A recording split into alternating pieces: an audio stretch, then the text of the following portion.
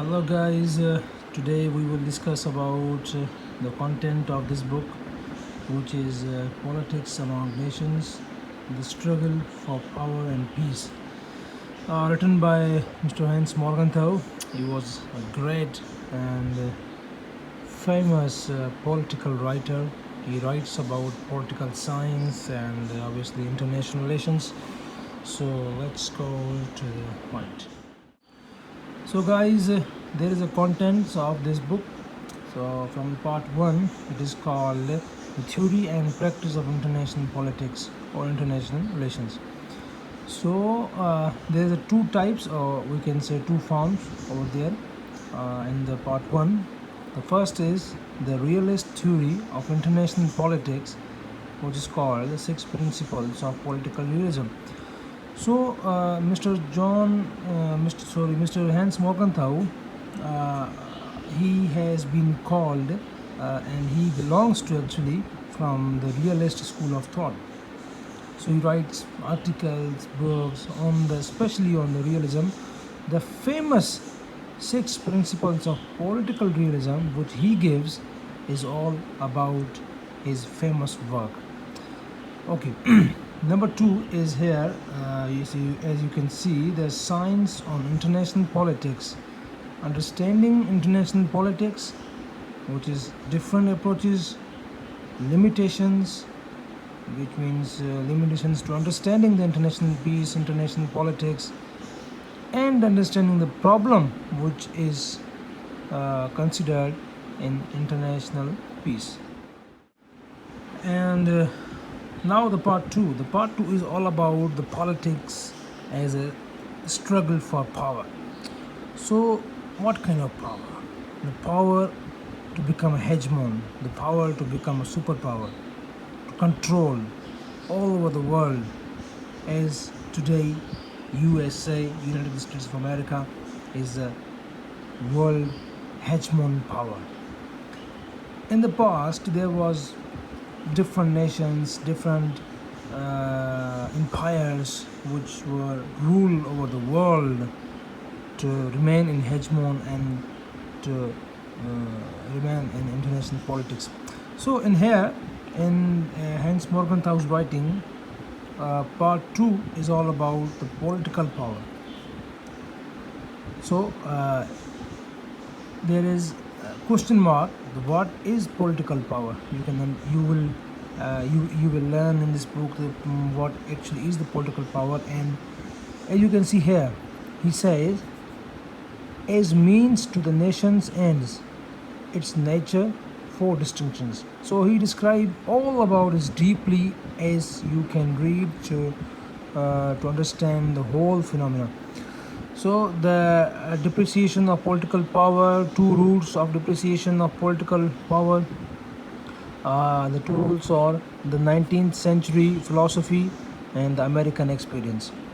Number 4 is the structure, the struggle for power, which is policy of a status quo, and the struggle for power, which is imperialism. And as you know that how imperialism and colonialism time period has been gone from today's world. And here is what imperialism is not, and economic theories of imperialism, which is about the Marxist, liberal, and the devil theories of imperialism, criticism of these theory. Different types of imperialism, 3 inducements of to imperialism, which is victorious of war, the losing type of war, and also the weakness. There are the 3 goals of imperialism: world empire, as I told you about empires, the world empire, the continental empire, or the local preponderance. There is 3 methods of imperialism as well, to how imperialism can be occur. There is a military imperialism, there is economic imperialism, and there is cultural imperialism. So, how to detect and counter an imperialistic policy? The problem of policy, contentment, appeasement, fear, the problem of detection, these all will be is written in this book very, very deeply.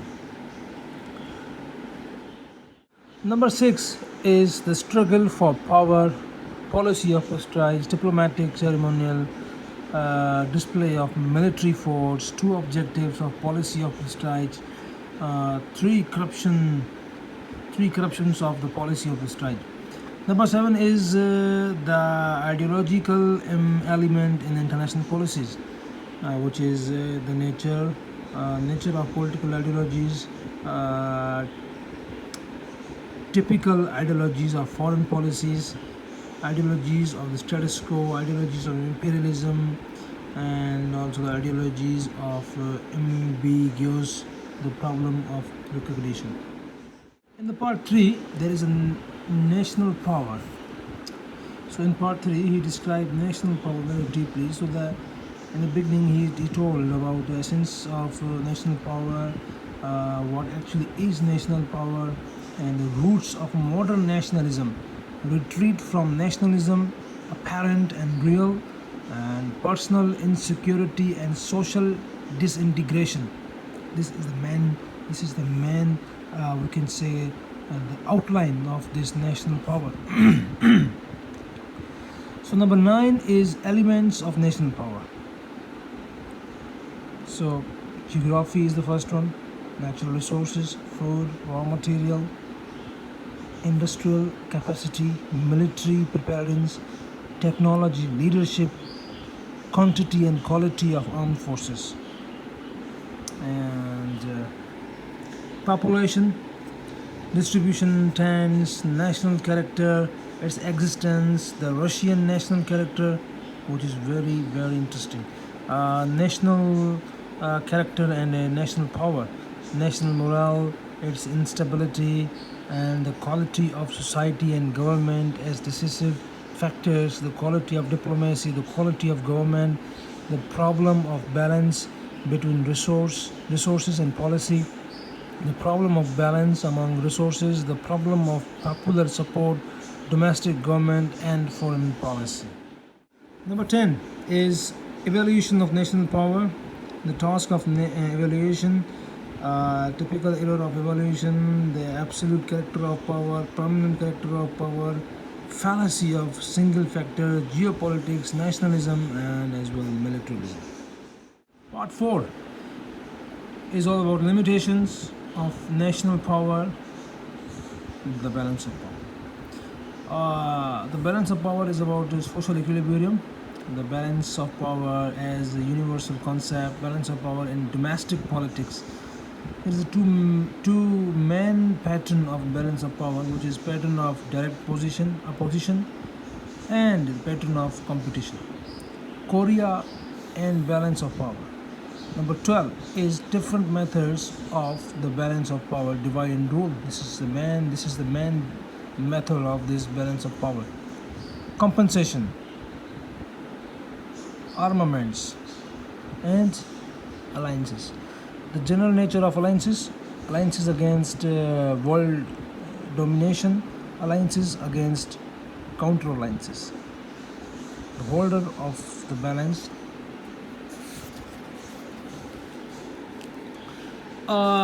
Another one is the structure of the balance of power, dominant and dependent system, and structural changes in the balance of power, evaluation of the balance of power, which is uncertainty of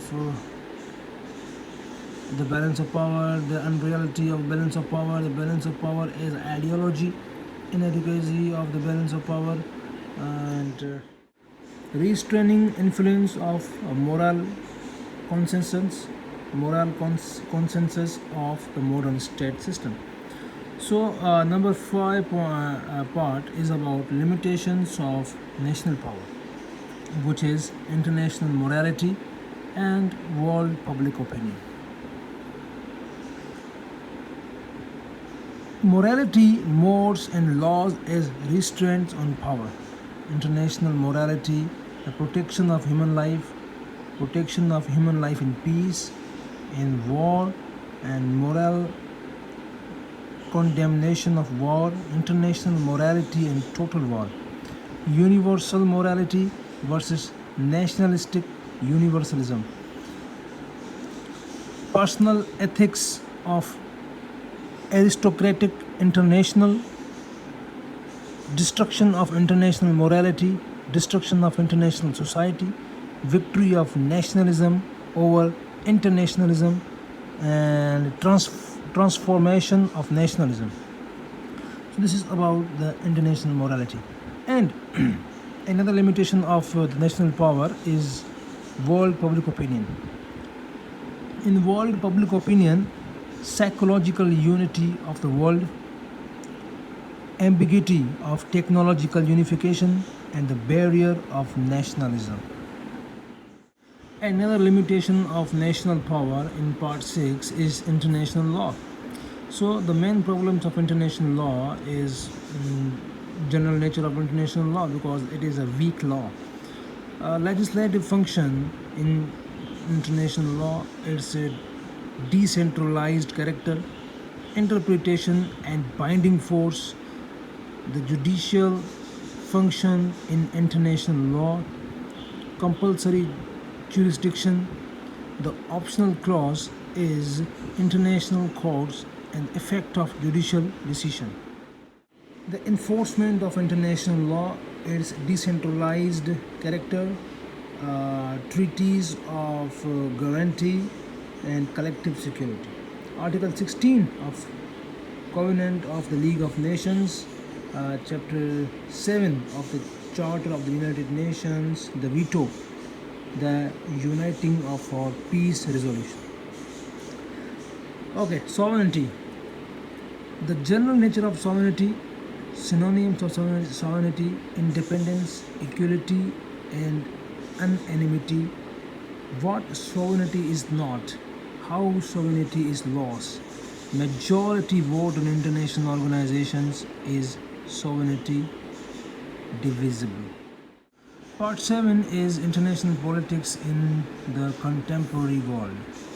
The new moral force of nationalistic universalism, nationalism old and new, the struggle for the minds of men, and three principles of propaganda. The new balance of power, inflexibility of the new balance of power, numerical reduction of great powers, the bipolarity power, the tendency toward two-block system, and this is, we can say, about the Cold War. Cold War is a main example. Disappearance of balancer, the problem of a third force, the colonial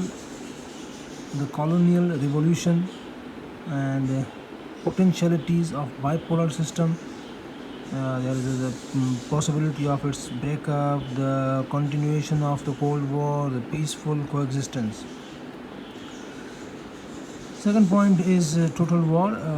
War of total population, war by total population, war against total population, the mechanization of warfare, the mechanization of weapons, the mechanization of transportation and communication, war for total stakes, total mechanization, total war, and total domain.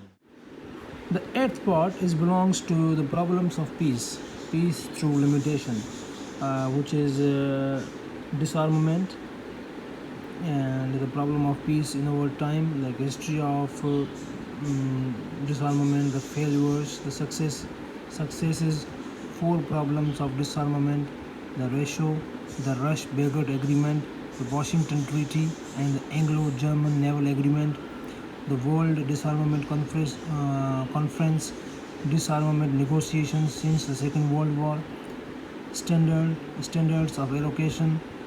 Does disarmament mean the reduction of armaments? Does disarmament mean peace, arms control? Security.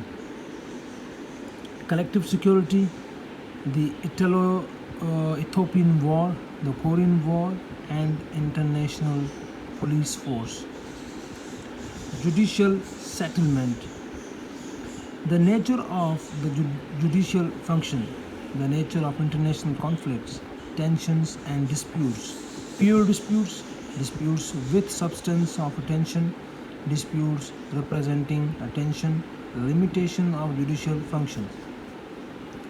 Peaceful change, peaceful change within the state, peaceful change in international affairs. Article 19 of Covenant of the League of Nations, the Charter of the United Nations. International government, the Holy Alliance, history, government by great powers, dual meaning of the status quo, peace, order, and the national interest, the concert of Europe.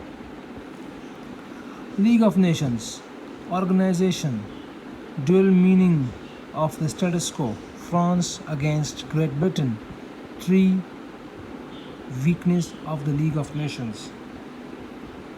Constitutional weakness, a structural weakness, and political weakness. International government, the United Nations. The United Nations, according to the Charter, government by superpowers, undefined principles of justice. The United Nations, political reality, the rise and decline of the General Assembly, new procedures. The United Nations and the problem of peace. Number 9, the problem of peace, peace through transformation. The world state, conditions of domestic peace, suprasectional loyalties, expectation of justice, overwhelming power, the role of the state. The problem of the world state, two schools of thought, triple test of popular support, two false solutions, world conquest, examples of Switzerland and the United States. The world community, the cultural approach, UNESCO, cultural development and peace, cultural unity and peace, international understanding and peace. The functional approach, specialized agencies of the United Nations. NATO is the North Atlantic Treaty Organization. European communities, agencies for economic and technical assistance. Number 10, the problem of peace, peace through accommodation. Diplomacy, four tasks of diplomacy, instruments of diplomacy, symbolic representation, legal representation, political representation. The decline of diplomacy, development of communication, depreciation of diplomacy, diplomacy by parliamentary procedure. The superpowers, newcomers to diplomacy, the nature of contemporary world politics, the future of diplomacy. How can diplomacy be revived? The voice of publicity, the voice of majority decision, the voice of fragmentation. The promise of diplomacy, its 9 rules, 4 fundamental rules, 5 prerequisites of compromise, and that's all to the conclusion.